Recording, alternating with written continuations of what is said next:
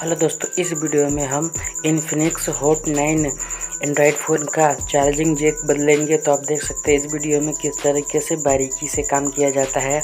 आप भी इसी तरीके से बारीकी से काम करके किसी भी चार्जिंग जैक को आसानी से लगा सकते हैं। तो चलिए वीडियो को शुरू करते हैं और देखिए इस वीडियो में किस तरह से चार्जिंग जैक को आसानी से लगाया जाता है। दोस्तों, आप इस वीडियो में एक चीज़ का ध्यान रखिएगा कि सभी जो भी इसमें पॉइंट हैं सभी पॉइंट को अच्छे से साफ़ करिएगा, जिससे कि प्रिंट उखड़े ना, नहीं तो आपको आगे चल के बहुत दिक्कत हो जाएगा इसे लगाने में। तो आप बारीकी से अच्छे से काम करिए, जिससे कि आपको आगे चल के परेशानी ना होके। सभी पॉइंट को अच्छे से साफ़ करिएगा ताकि चार्जिंग जैक अच्छे से लग सके।